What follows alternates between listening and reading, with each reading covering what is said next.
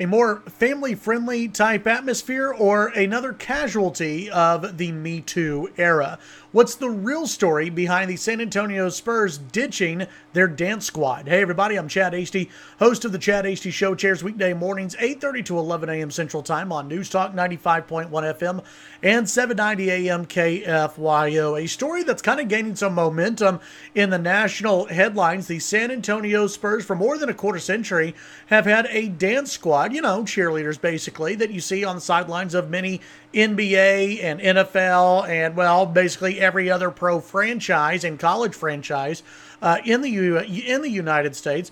They have their own dance squad. Well, they're getting rid of that dance squad after more than a quarter of a century because they want to go what they say is more of a family-friendly atmosphere. But is that really the case? Let me read from the Washington Post here. The Silver Dancers of the San Antonio Spurs, the team is reportedly eliminating its longtime dance team, replacing it next season with a 35-member, quote, family-friendly coed hype team. That's pretty generic. The family-friendly coed hype team that will feature tumbling and acrobatics, which I'm sure that's what everybody goes to San Antonio Spurs games to see, is a family-friendly coed acrobatic team. That's exactly what people want to see. The new group will, quote, elevate the game day experience and energize crowds with a diverse array of unique family-friendly talents, including tumbling, acrobatics, dance, and stunts. Woo! The team said in a press release. It encouraged a dynamic stunt artist, tumblers, acrobatics, cheerleaders, and other performers to attend open tryouts. The new group does not yet have a name. I think it should be called the kind of bland club. Maybe that's what it should be called. Well, the Spurs haven't linked their decision, according to the Washington Post, with recent headlines. It does come in a wake of a series of high-profile complaints and lawsuits involving NFL cheerleaders. The Spurs have faced no such public criticism. The spokesman did not immediately respond Monday for a request for comment.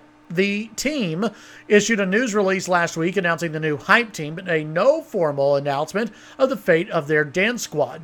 Rosalind Jones, who founded the Silver Dancers in 1991, took exception to any suggestion that the Silver Dancers weren't, quote, family-friendly. Quote, this is a very conservative market. The team's always been very concerned about the look of girls and things like that, Jones said in a telephone interview.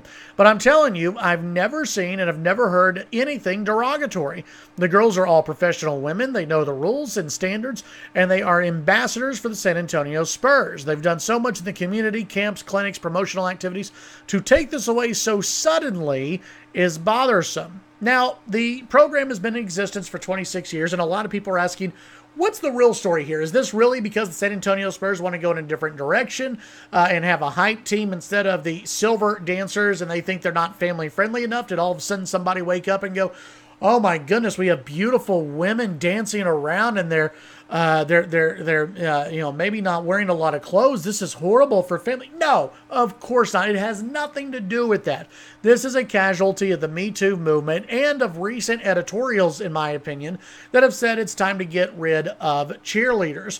What's really bad about all this is it actually hurts women. These are professional women who have decided to, be cheerleaders or dance squad members, whatever you want to call them. They have decided on their own to join these dance squads. It's something they enjoy. No one's putting a gun to their head and saying, you have to be a cheerleader, you have to dress sexy and, dance around. No one's doing that. These women enjoy it. If they don't enjoy it, they don't have to do it. They can quit and move on, or they don't have to try out. But a lot of women do enjoy being either cheerleaders or dance squad members, whatever you want to call them. But the fact is, we've reached a point in our nation where now even a woman who wants to dress provocatively and dance or, be part of a cheerleading squad, somehow that's now bad in our country. Why? In my opinion, people need to get over this and allow adults to make adult decisions. If adult women want to be cheerleaders, let them be cheerleaders.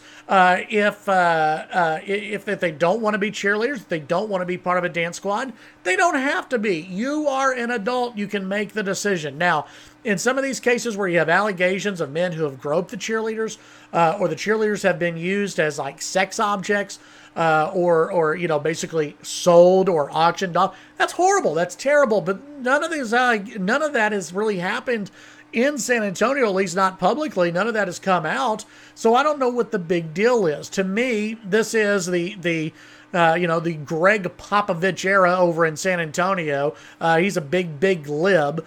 Maybe he's had influence over ownership and others where he's saying, hey, we don't want women to dance provocatively. We don't need this. We need to bring in a bland group here and let them do acrobatics, because that's why people pay to go and see the San Antonio Spurs, is to see that. Folks, this is a terrible precedent. And I was talking about it with some friends.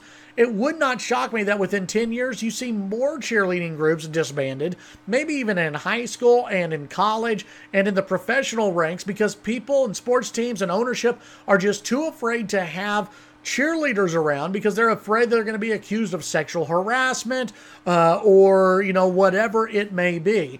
Listen, there are legitimate gripes that go along with the MeToo era. There are legitimate gripes that women have when it comes to being assaulted by men, groped by men. There are legitimate gripes. But doing something like this, where you're getting rid of cheerleaders just because you want to satisfy some, an editorial out there, to me is a really stupid idea. And it's going to probably be bad for business in the long term as well.